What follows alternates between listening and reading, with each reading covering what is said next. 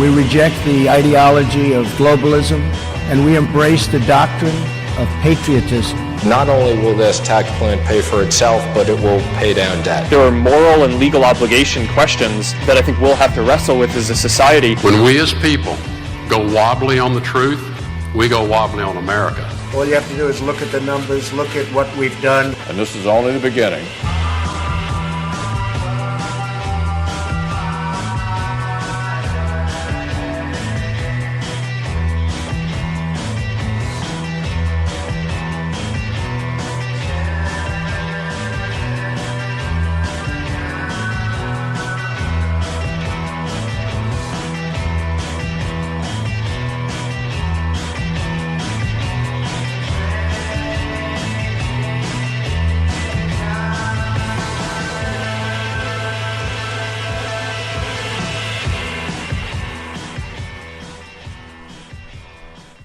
Good morning, everyone. You're tuned in to 100.9 FM WXIR in Rochester. This is Evidence of Design. I'm your host, Jason Taylor, joined in WXIR studio by my good friend and co-host, Mary Lawrence. Good morning. Folks, it's Saturday, June 12th, 2021. If that is the same date for you, then, hey, we're live. We'd love to hear from you throughout the hour on Evidence of Design. What are we talking about, though? What do we want to hear from you about? Golly, this week there is bombshell reporting from ProPublica and lots of other news organizations that followed up about how, newsflash, Mary, newsflash, how the wealthy get away from paying their fair share of income and wealth taxes.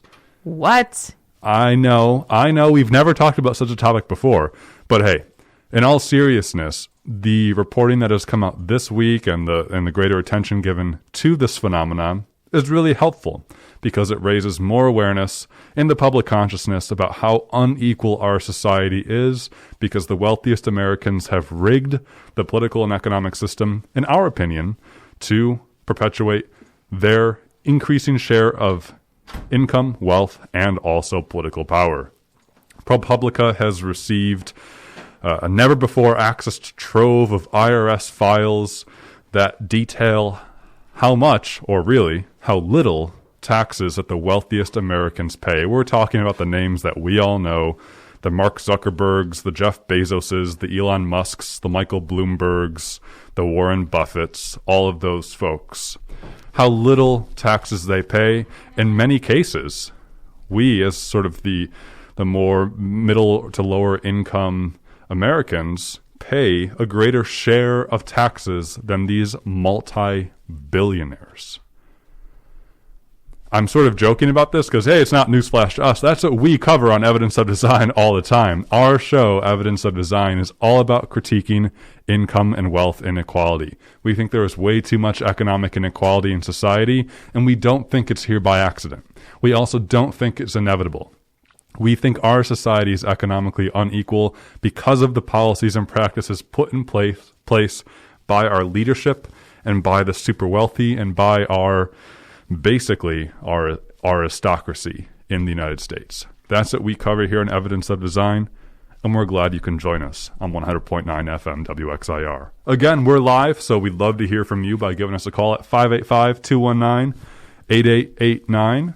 Again, 585-219-8889. You can also reach us on Facebook or Twitter at Radio EOD, or send us an email at radioeod@gmail.com. EOD, of course, stands for Evidence of Design. Mary, how are we doing on the Facebook Live? Any luck with that? We are about to go live in 2 seconds, and you can hop on and see Jason and Matt on the camera. Awesome. So I'm going to be looking at this camera, not that camera or that camera. You know, there's a lot of cameras. There are a lot of cameras. A lot of microphones in the studio. We're using the webcam today, and I can swing it around and say hello as well. If you've never seen the inside of WXIR studios, it's pretty awesome. Check it out, folks. Go on to Radio EOD. That's our Facebook page. See us live streaming in the studio. You ever seen the magic of how a radio program is produced? I mean, you're not going to get a better show than watching us folks here at Evidence of Design. I say folks because we're joined by my other good friend and studio host, Matt Treadwell. Matt, welcome. Hi. Try again, Matt. Your mic is on now. Hi. Hey, there you go.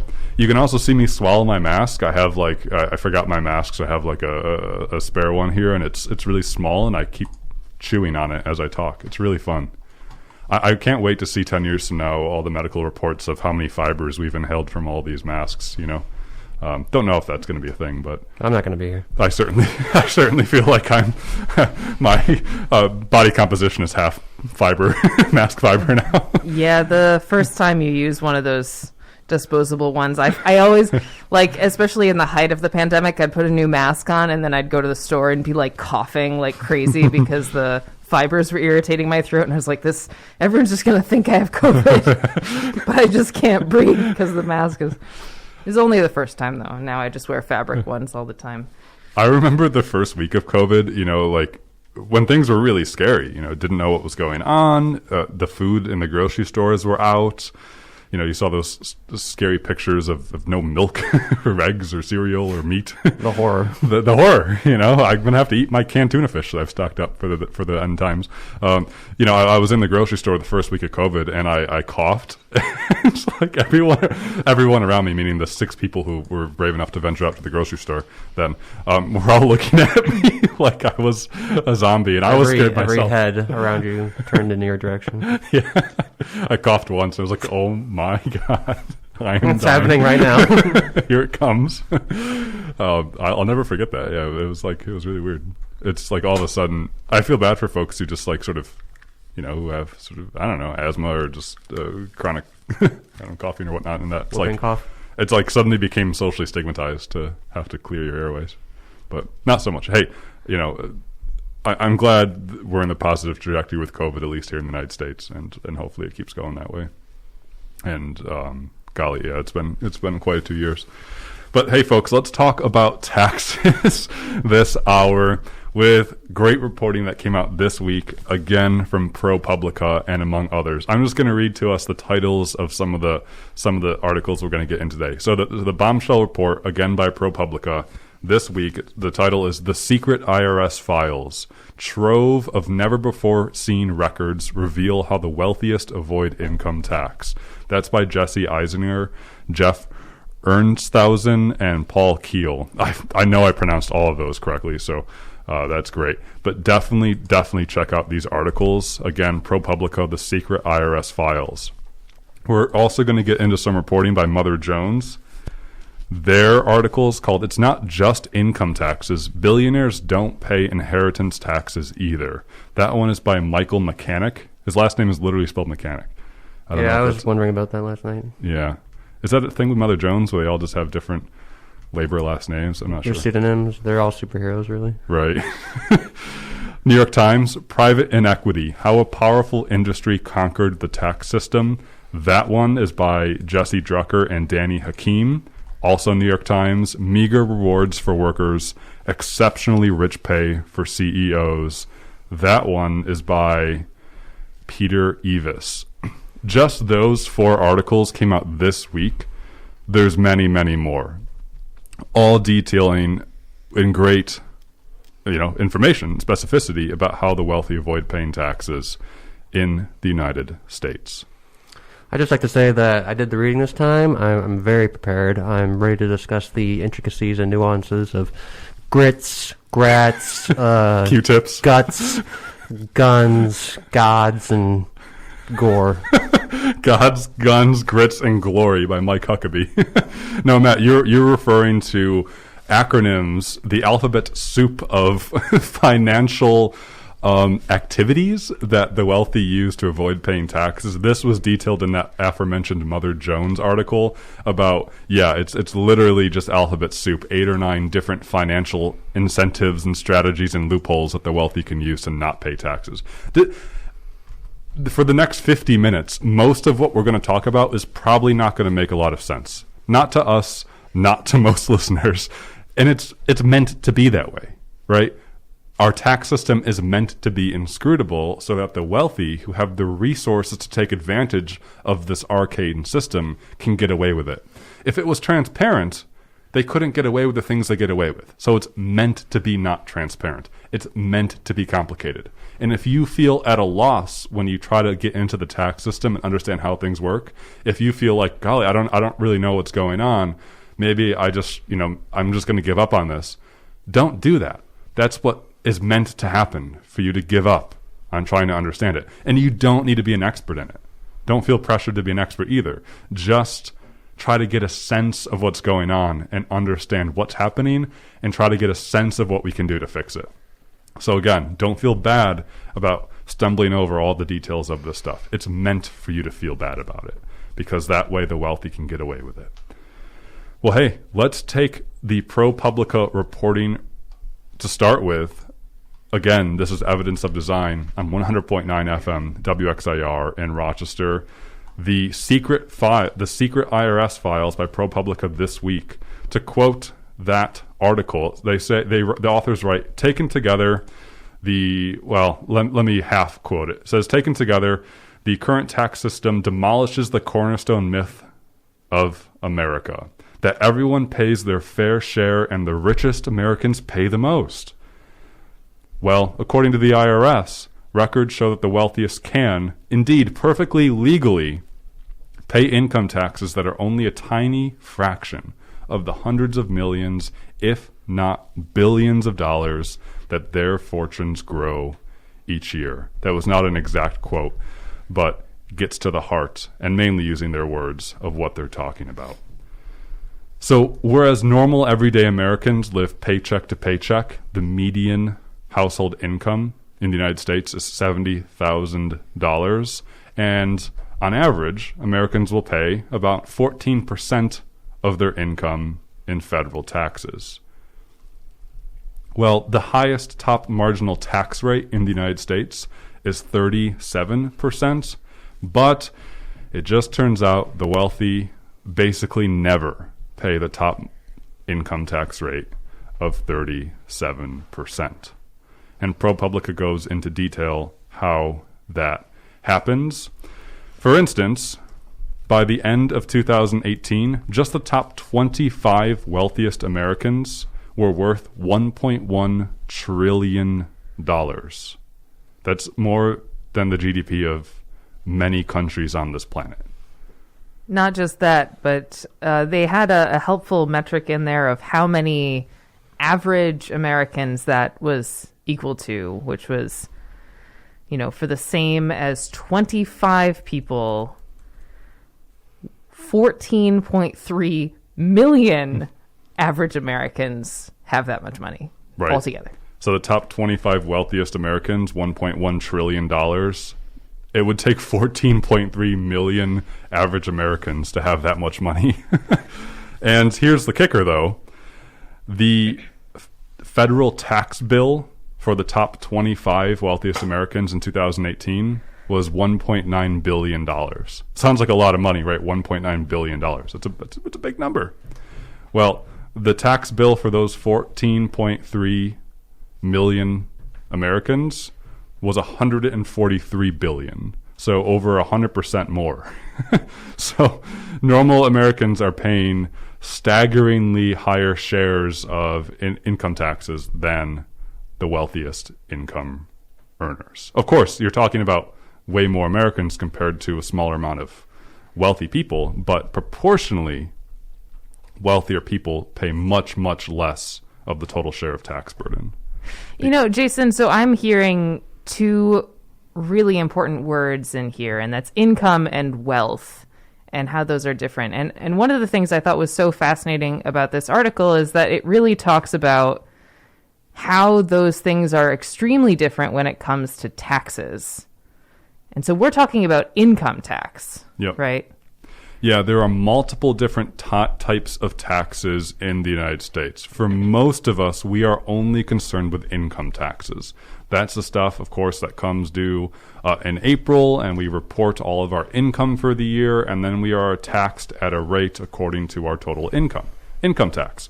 That was created in the early 20th century by the federal government to fund really World War I, and also to rein in the gross economic inequalities of that Gilded Age. We're talking about J.P. Morgan, John Rockefeller, Andrew Carnegie, et cetera, et cetera. So the history of taxation comes out of that part of U.S. history.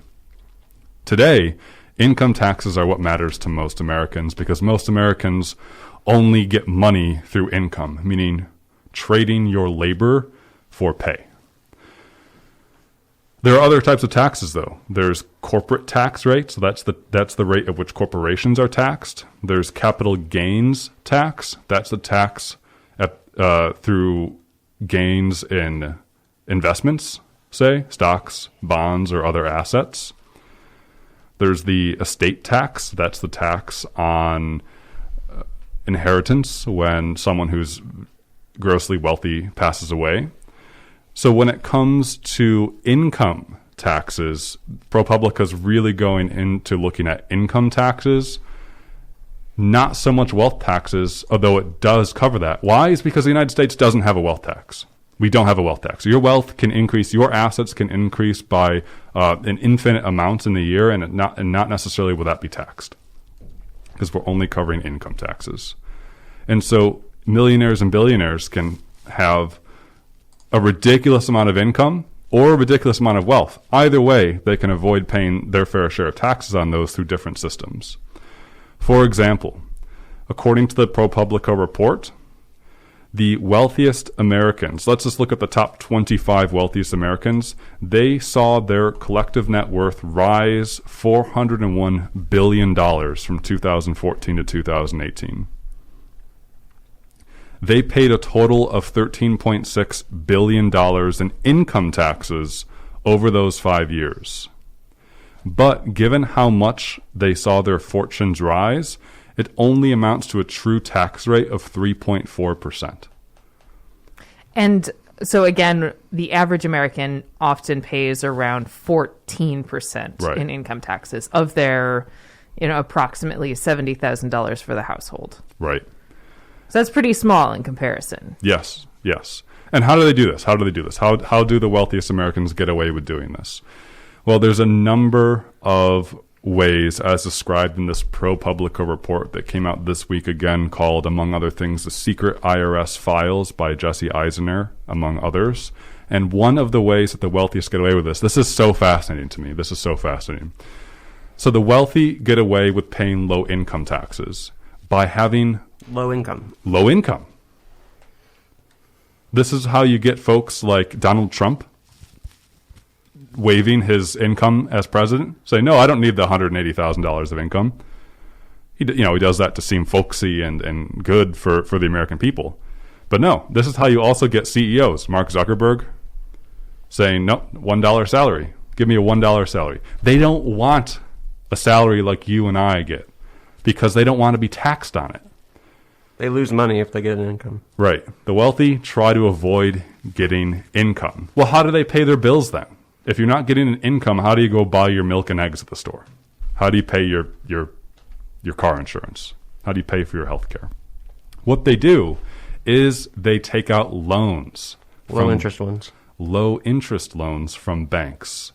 So the interest rate in the United States has been very low ever since the Great Recession. Very, very low. So if you want to borrow money, now's a great time on paper to borrow money. You borrow a ton of money, interest is relatively low. Unless you're going to grad school. Just saying. Yeah, right. Well, for the wealthy. And so the wealthy can borrow very low interest loans from banks by using their wealth as essentially an IOU. In school, when you asked a teacher for a pencil, and your teacher was like, you can have this pencil, but you got to leave me your left shoe. And I'll give you your left shoe back when you return your pencil. No, that never happened to me. Matt, you always had your pencils? No, I wasn't, didn't wear shoes? I wasn't bullied by my teachers as a child. Oh. Well, okay. The same thing happens when you test drive a car. You have to leave a copy of your license. So if you drive off with the car, they know how to find you, and they can get your car back. Right. So collateral. Exactly. The word is collateral. The wealthy use their assets as collateral. So they tell the bank, well, hey, you can write off. I've bought the last rhinoceros. I'll hedge it against this loan you're giving me. There aren't any more, so. So, hey, bank, you give me X number of thousands of dollars of low-interest loans. We'll use my couple $1 billion in stock options here as collateral to say, in case I don't pay back your loans, you can leverage some money off of these assets that I have, and therefore the wealthy get to use loans as income. And guess what? Loans are not taxed as income. You go to the bank, you take out $100,000 loans. Come April, you pay your income taxes. You're not reporting that $100,000 loans from bank. Not only that, but you're also getting a credit on the interest that you pay on each loan. Exactly. If anything, the loans lower your tax burden even more because of the interest you pay back on it. Exactly, Mary. Can you and I do this? I mean, probably to some extent. Well, yeah. I mean, we pay student loans. We are able to claim a tax on the interest that we've paid on our student loans. But for us, we're not getting that benefit because we don't have the collateral that will allow us to get a low interest loan in the first place. If we're taking out a loan, it's because we need the money because we don't have it. We can't get a low interest loan because we don't have the collateral. Exactly. That's the difference, Mary, is that, absolutely, we can take out loans. We can use that as income if we want. The problem is we don't have the means to pay it back. The wealthy can take out loans in perpetuity and pay it back whenever they want. You know why? Because if you have $1 billion, you will never be able to spend that money in your entire lifetime. Take Jeff Bezos, $200 billion. And I mean actually spend it like you live your life. Not like, setting up these fancy philanthropies or charities or different schemes to launder money through. I'm saying like you're living your life. You got to go travel every now and then, buy some things and just live your life, own a home. The wealthy will never be able to spend all of the money that they have. So it's infinite money scheme that they use to abscond from paying taxes. I think a good way of looking at this, unless I'm completely wrong about it, is that it's just a way for the wealthy to access the wealth that they already have without having to pay taxes on it. Yeah.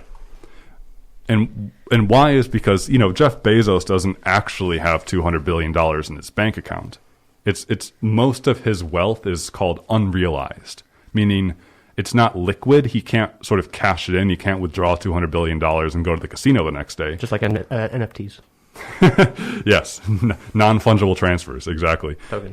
Tokens. Yeah.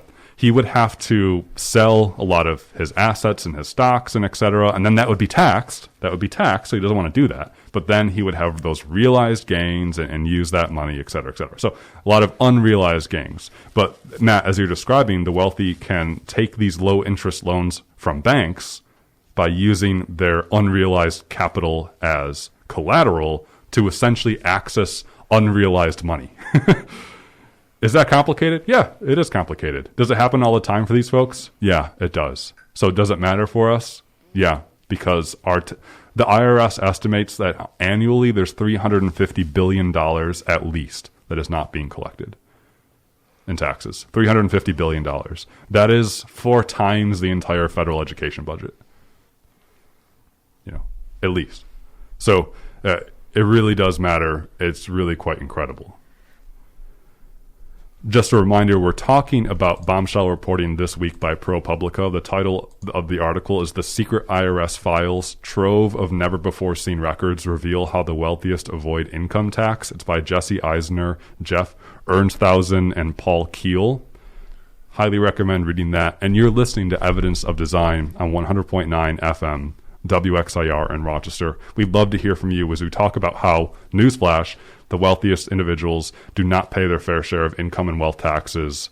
You can let us know your thoughts. 585-219-8889,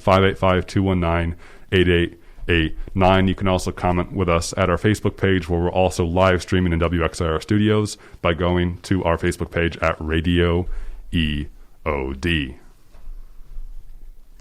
A few more findings from this ProPublica article. Oh, golly. Mary, we won't get into the history of where the unrealized gains and a lot of these tax loopholes come from. I see you have a note here, though, Mary, that this has been on our radar for a long time. these loopholes that allow the wealthy to not pay their fair share of taxes and, well, to get away with essentially hiding their wealth and not sharing it with the rest of society. It's been on our radar at least since the Lyndon Johnson administration in the 1960s.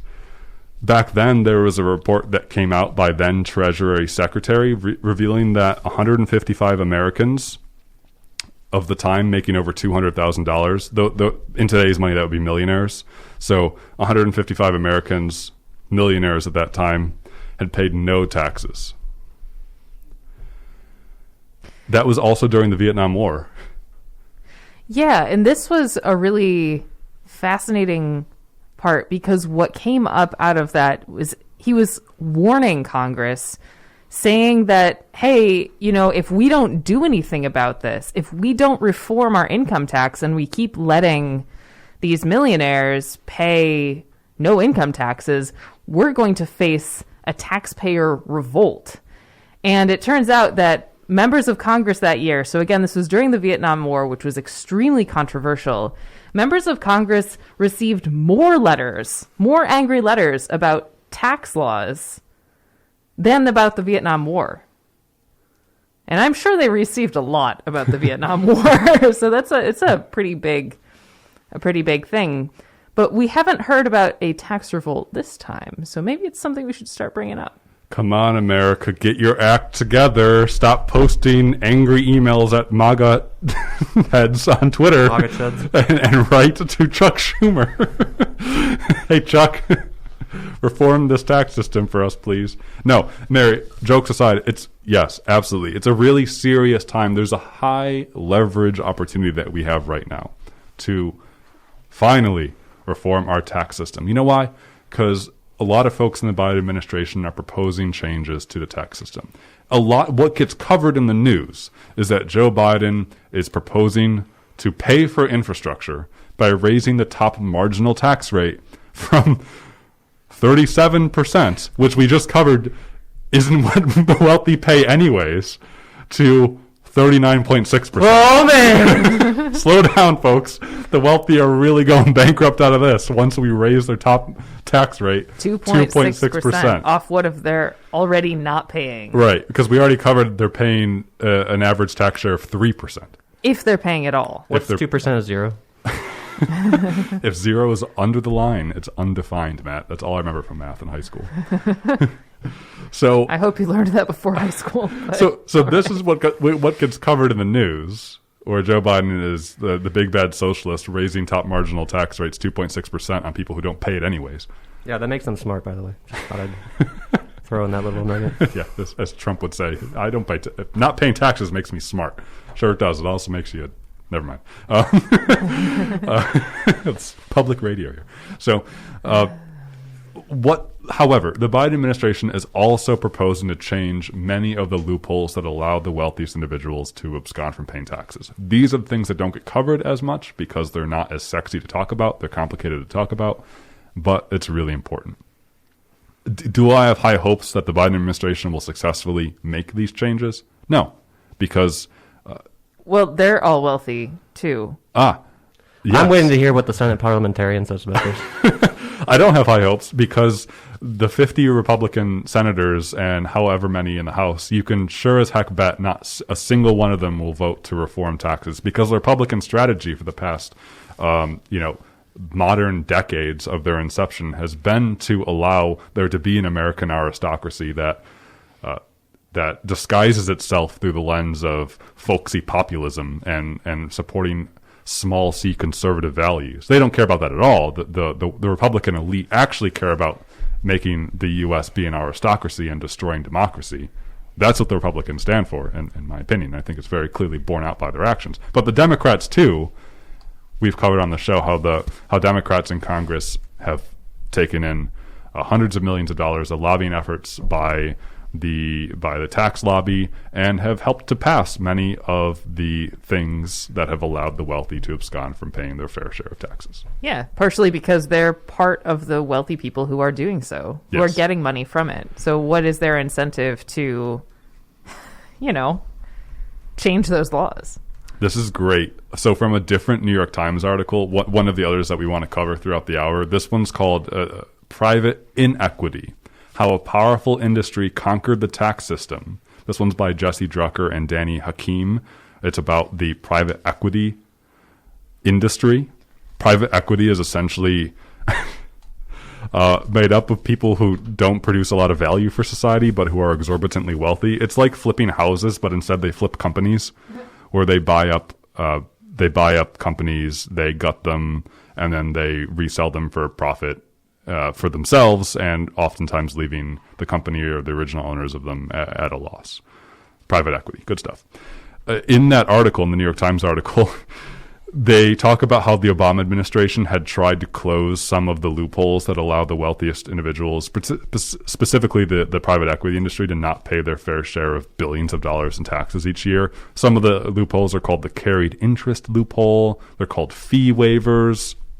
And so two of Obama's Treasury secretaries at the time, who were who were working with other, mainly all Democrats, to reform the tax system. Two of Obama's Treasury secretaries, who were responsible for trying to crack down on the tax avoidance schemes, ended up joining private equity after they left office. That's like exactly what I was talking about in last week's episode when we were covering fulfillment, and there were these people who'd worked for the government to save the government money and then went and worked for Amazon. Oh, it's like these people are often the same people. Yeah. Well, yeah. It's That's just like what they do. It's like they get really good at doing something for the government, and they're like, hey, what if I saved a company this money instead? Yep. Because I can get paid more doing that. Yeah.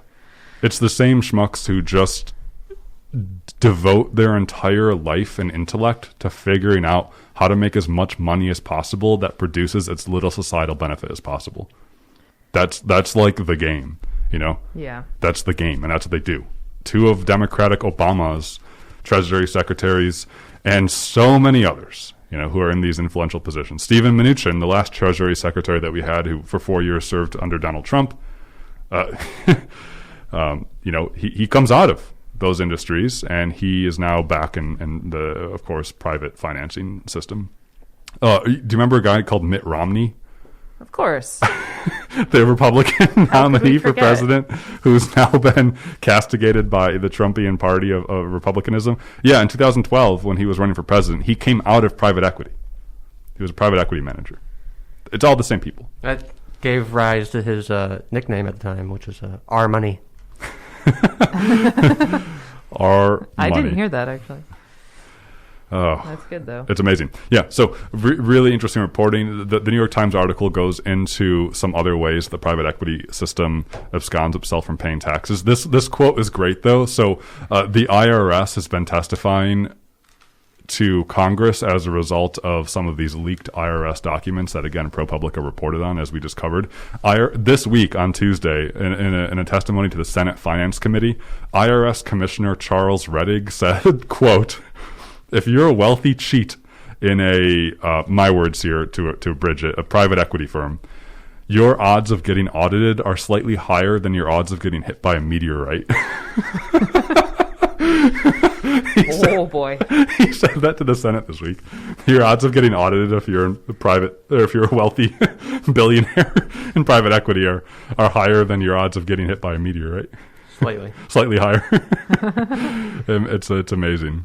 I haven't seen a lot of people getting hit by meteorites lately, so guessing that's a pretty low odds.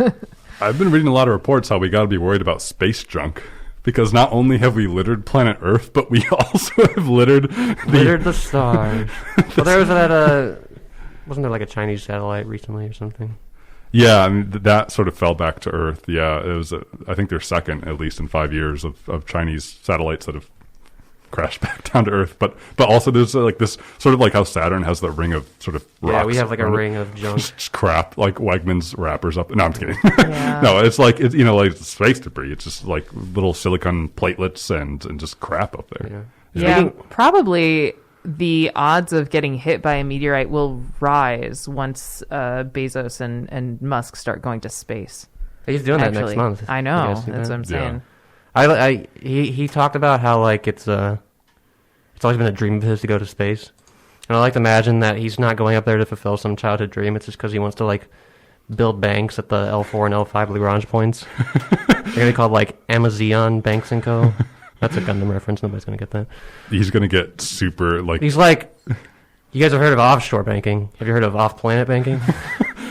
Out there when he takes out his loans, to fund his lifestyle from banks, instead of having interest, it'll just be the reverse. Well, the banks will just pay him for lending out their money. Banks are like, something. I'm interested in you. In your collateral, Mr. Bezos. I was wondering last night, kind of wondering out loud as I was reading these, as to why these multi-billionaires are so obsessed with going to space. Like, Musk thinks that, there's no humans poor people up there. have to become a multi-planetary species in order to survive. But it's like, why?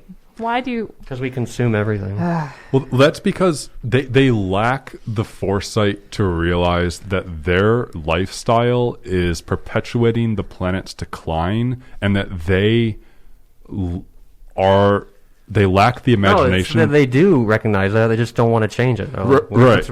Like, if we have a future, the future that they imagine is the one in Dead Space, where we fly around the universe, just blowing up planets so that we can mine the resources. Extracting resources. Yeah. Unobtainium. Planet cracking. They lack the imagination to realize that they could use their wealth to fund social services that would actually solve the problems that we have as a society. I don't know if they lack it. I think that they don't think that's imaginative. I just think they don't want to. No, I really think I think the wealthy I think these people, the Jeff Bezoses, the Elon Musks, either they're so in their own lifestyle and fantasy of personal success and hard work that they just really think that they don't have a responsibility. Like, it doesn't even come to them that they could use their wealth to fund the government or social services or something like that. Well, clearly, because they don't pay taxes, and they try very hard to not pay taxes. Yeah, they believe that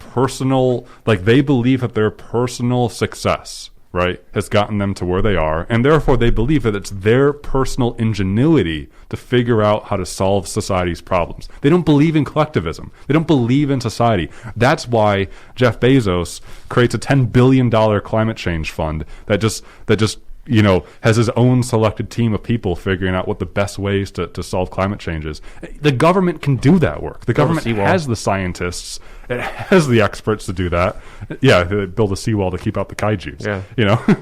They literally just don't see collectivism or society or the role of government in making a change. Well, sure. I mean, that's the whole thought process behind philanthropy, as we've talked about before. With even like back to Carnegie and Rockefeller, as you mentioned earlier in the show, that's what they did, is instead of giving that money to the government, they were like, no, I personally, instead of having people vote on things and come up with it as a collective, I myself can decide the best way to use this money. Yep. Which often is not the best way. But, I think that they're making a lot of progress in space travel. By the way, the federal government made a whole heck of a lot of progress in space travel when we went to the moon, when we actually invested. When we were in a Cold War. Yeah, when we had an adversary to fight. The government can do that work too if it was funded. NASA's budget has been gutted. We've given up on NASA, on our government, flying rockets and investing in space travel. We've given up on that because the Republicans and Democrats too have pushed austerity budgets that don't believe in the government doing something. Oh, we were also in a rocket measuring contest with our mortal adversary. To see whose rocket is bigger. Yeah. Of course. And I mean, even in the last year, we can see what the government is capable of doing when it invests in something. Yeah. Like trying to find a vaccine and get it out. Yep. We can see how effective it is when we decide to do something. A government-led effort created a vaccine in less than a year. Yeah. And I mean, wouldn't it be nice if like our governing body was actually able to make decisions together and get things done? Because it seems like that's a holdup. Yeah. And I'm not I understand a counter argument to say that you need private financing to do things faster and more ingenious of a way than to cut through the red tape of bureaucracy and government. I totally hear that argument, and I agree with that to some extent. But I don't think that argument and that caution allows such a system that we have where the wealthy just get away with hundreds of billions of dollars, in collective profit that aren't going back invested into civil society. The perfect example of this is our current fighting over infrastructure, where both Democrats and Republicans for decades have said, the most popular thing to say is let's invest in roads, bridges, schools, and hospitals. Have they ever passed anything substantive to fix that? No. Because you know why? In order to do so, you would have to change the tax system. And they're unwilling to do that. I think the irony, or at least an irony that I'm picking up on, is that, a lot of these billionaires, they probably are disinterested to some extent in paying taxes and in funding and in sort of funding government, because they see it as bureaucratic and as it's just more expedient to take matters into your own hands. But their lobbying efforts are part of the gumming up of that bureaucracy. Yep. Yeah, they are the gumming up, partly, of the government bureaucracy. Well, and is that even unintentional? As you discussed several weeks ago, the IRS hasn't been able to audit these billionaires for years because their own resources have been cut. And it is this cycle again of, hey, here's this department that has a function, and then they're like, no, it's doing the function too well. We have to take away its budget so it can't function as well. And then, oh no, there's this department that doesn't do the function it's supposed to do. Therefore, we should get rid of it, and it's bad because it's not doing its job. But meanwhile, they have been the ones who cut the funding in the first place. And it's just like that over and over again. Yeah. So yes, government is defunct and not doing that much, but that's because we've made it do that. Yeah. That's the Republican playbook. This is what Paul Ryan, the former Speaker of the House and vice presidential candidate in 2000 and oh my God, I forgot he ran for president. 2012 with Mitt Romney. Yeah, that's the Republican playbook, and he was one of the architects of it, is to force austerity budgets, so low government spending. That way the government fails, and then Republicans can say government sucks. Look at how bad government is. We need private people, private investment, private corporations to do the work because government sucks. You know why government sucks? Because they made it suck. They suck. That's going to blow out the speakers there. So not good. But hey, I wanted to get to the IRS piece, Mary. Just a reminder that you're tuned into Evidence of Design on 100.9 FM WXIR in Rochester. Share your thoughts with us, 585-219-8889.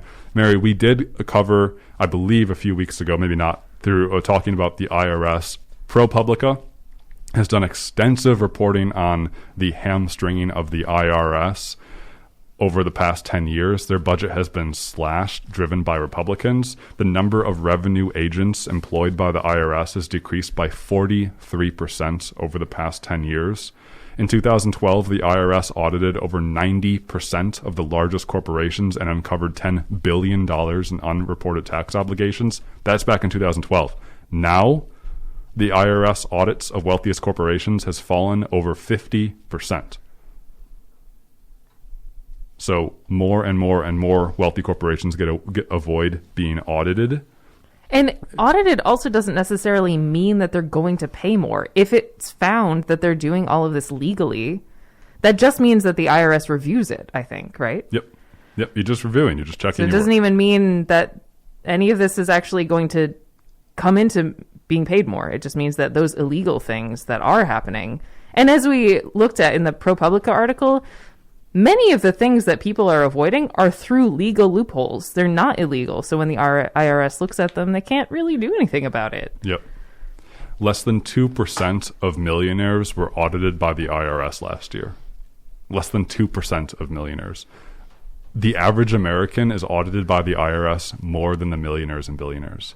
That makes no sense because the millionaires and billionaires are using all of these complex systems to avoid paying taxes. They have the resources to do so, and they have the biggest bang for their buck for the IRS to audit. Hey, good news though, the Biden administration has proposed to drastically increase the funding of the IRS and to hire substantially more IRS agents. Republicans have been vehemently opposed to this in Congress. Not only are they opposed to raising taxes, they are opposed to funding the IRS. Indeed, let's listen to I know we're going to get free airtime for this conservative ad, but I think it's worth 30 seconds. Let's listen to a ad that the Republicans are airing right now to argue why having a functioning IRS is bad. Let's listen. If Joe Biden gets his way, they're coming. IRS agents. Biden's massive tax increase plan includes a staggering $80 billion to help recruit an army of IRS agents. Agents aggressively coming for every dime they can grab at your house and at our small businesses. The new America, where congressional Democrats want to defund the police and Biden wants to add thousands of IRS agents. Call Congressman Cartwright and tell him to oppose Biden's punishing tax plan. Oh, I'm going to call Congressman Cartwright from Pennsylvania, all right. I'm going to tell him something. My gosh. That's what they're airing right now. I love the bloody modern right wing like mindset. It's just like perfect. It somehow perfectly double thinks like both respect and fear for authority. It's like love the police, but don't fund the government because the IRS is going to create an army that will come and imperial death march its way through your neighborhood. The only government conservatives like is like dudes with guns, military and police. Like what else is the government for? You just want dudes with guns. I just want people who can legally kill people, not people that can like, seize my assets. And because the whole point of conservative philosophy is that you just use your inherited power to keep everyone under your boot or whatever. Yeah. So this army of IRS agents are going to come for all of us in our households, in our small businesses, and take all of our money. Not the wealthiest money, of course. No. Not these hundreds of billions of dollars that the wealthy avoid paying in taxes every year. Well, the thing is, too, those arguments are super effective. Yeah. I mean, like, that's how Trump got voted into office. People are like, oh, he's not going to raise taxes. And, I don't want my taxes to get risen. And, like, I don't want people who are low income to have to raise their taxes either, because they're already paying way more than wealthy people are. Sure, but Joe Biden's not proposing to raise taxes on the lowest incomes, and also increasing IRS agents would not affect the middle to low income Americans. No, but it's a fear tactic that does work. That's the thing. It's like, right. Yep. Because people aren't listening to evidence of design. The people who are like, I guess, most susceptible to this kind of ad, they probably know a police officer. Oh, yeah. Probably don't know an IRS agent. Of course. Yeah. Well, yeah, because there aren't very many anymore. Right. Partly because it's not funded. Because there's like 3. That's hilarious. Yeah, I did like the sort of Star Wars-esque theme in that, though. I was imagining Darth Vader walking down with the army of IRS agents behind him. You think that's in Joe Biden's budget? Because that would make me happy. Well, no, that's what Bezos is doing. He's getting his mask made now. So the video for that ad is just a bunch of like men in suits goose stepping as the IRS agents. It is, yeah. It's just like why wouldn't I'm a little disappointed that it's not people dressed in like Antifa shirts. Yeah, it is kind of funny actually that they would say, the Democrats want to defund the police. Meanwhile, they use a militaresque visual as a They would just use the police. Like they don't need to make another. Same thing. We already have a standing army to send in. You don't need to make another one. Wait, I have a perfect solution to all of this. All right. This is going to bring everyone together. I propose that police officers become IRS agents. Therefore, if you're a Blue Lives Matter person, we are not getting rid of police officers' jobs. They were going to have still honest public serving jobs. And if you're a defund the police person, the police are no longer doing their protect and serve work. They're doing audit and collect for the IRS. So I'm running for office. Speaking of running for office, folks, on Evidence of Design on 100.9 FM WXIR in Rochester, we wanted to reserve the last 10 minutes of today's show to talk about, again, how local elections are coming up and other civic initiatives that you can participate in. Still not too late to call in quickly at 585-219-8889 or comment on our live streaming Facebook page at Radio EOD. We covered, for the past hour, bombshell reporting by ProPublica this week, among others, on how the wealthiest individuals avoid paying their fair share of income and wealth taxes. Let's pivot now and talk about the fact that the June 22nd primaries in New York State are right around the corner. Indeed, guess what today is?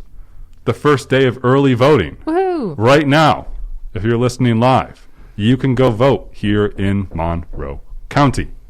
Where can you vote? Well, aren't you lucky I'm reading off of the Monroe County Board of Elections early voting webpage? You can vote at the following locations: the David F. Gant Community Center, the Boys and Girls Club, Sibley Square, Edgerton Rec Center, Norton Village Rec Center, SUNY Empire State College, Town of Charley Senior Center, North Greece Road Church of Christ, Henrietta Public Library, Irondequoit Public Library, the PCC Community Room, whatever that is in Penfield, Parrington Square Mall, Sweden Clarkson Community Center, and the Webster Library. Matt, you've heard of that. So, hey, you can go vote right now. So, quick question. If you are, for example, if you want to vote at the Webster Library, do you have to be a Webster resident, or can you vote at any of those? My understanding, Mary, is that you can vote early at any of those locations. That's my wee little understanding. Right on. I believe that's what happened last early voting. Yes. Early voting will be going now, today, Saturday, June 12th, through next Sunday, June 20th. So we have all of this week to vote early. Today's polling is open from 9 a.m. to 3 p.m. So there's still 3 hours to go vote today, and you can vote at any time throughout the next week at the aforementioned location. Well, not at any time. You can vote any day throughout the next week at the aforementioned locations. The primary election day is actually on Tuesday, June 22nd, but why wait until then when you can vote throughout the next week? And how can people figure out who they are going to be voting for, like who is on the ballot? Mary, that is a great question. The only thing worse than not going to vote is going to vote and not knowing who you're voting for. And how you can solve that? You can go to monroecounty.gov/elections and you can find out who is on your ballot. All you got to do is click that giant blue button that appears on monroecounty.gov/elections. Actually, there's a blue button and a red button. They're ginormous at the very top. You click that, and then you can check your ballot. You will see your ballot that you will receive at the polling location. You will see where your actual polling place is on June 22nd. You can see your ballot right now at monroecounty.gov/elections. That's really great because there are a lot of offices open for the election this year, including the mayor of the city of Rochester, city council, the RCSD school board, county legislators, and many county court judges, and also many folks in the surrounding suburbs. monroecounty.gov/elections. Early voting starts today, right now. It's on. There's a few other civic opportunities that we wanted to bring up. We covered in the past couple weeks. One, the Joe Biden and Democrats, and I say that because Republicans didn't have a single vote for this. They passed the American Rescue Plan in March, and the city is receiving $202 million from the American Rescue Plan in highly discretionary funding. The RCSD is receiving around $197 million. Monroe County is receiving around $147 million. Taken together, that's over $500 million in funding, highly discretionary funding that the Rochester region is receiving. That is the amount of money that Jeff Bezos avoids paying in taxes in 10 minutes. Just kidding. But it kind of speaks to that volume. You can share your thoughts with the aforementioned organizations. Go to the RCSD webpage, Google RCSD ARP, that stands for American Rescue Plan, and you can give your feedback to them on how you think the RCSD should spend its American Rescue Plan funding. You can also do the same for the City of Rochester. Google City of Rochester ARP, and you can share your feedback with the City of Rochester there. The last of which that we covered last week is the new, I don't even have my notes up. I don't even remember what it was called. Something about food. Oh, the Food Policy Council. Food Policy Council. That was recently passed by City Council, and they are seeking applications to be one of the 10 voting members on the Food Policy Council. Google Rochester Food Policy Council. You'll see the application there. The only requirement is that you have to be a city resident. If you get that, then you can apply to be a member of the Food Policy Council and advocate for food policy changes in Rochester region that are more equitable, healthy, and sustainable. So the primary elections, the American Rescue Plan funding, the Food Policy Council, and also, gosh darn it, organizing ourselves just like in the 1960s to write to Congress to be like, hey, you know what stinks? The Vietnam War. You know what also stinks? The fact that the wealthy don't pay the fair share of income and wealth taxes. Mm-hmm. Sounds like good to me. I would encourage folks, if you have the time, ProPublica, the secret IRS files, trove of never-before-seen records reveal how the wealthiest avoid income tax. Came out this week. Jesse Eisner, Jeff Ernstthausen, and Paul Keel. Jeff, I'm sorry, I can't pronounce your last name. We got to roll, folks. Thanks so much for tuning to Evidence of Design on 100.9 FM WXIR in Rochester. Thank you, WXIR, for being a great platform for grassroots community radio station. Check out WXIR's webpage at 1009wxir.com. I was your host, Jason Taylor, joined with my good friends and co-hosts, Matt Treadwell. I'm drafting my Vietnam protest or letter. Mitt Romney's going to receive that and be like, well, yeah, Vietnam War still happening. I also just want to, real quick, just wish, I know it's a month away, but I want to wish a speedy and safe journey to Jeff Bezos as he enters space. I hope nothing bad happens. I hope nothing bad happens. Indeed. And Mary Lawrence. All right. Have a great day. You can find our past episodes anywhere you get your podcast, Evidence of Design.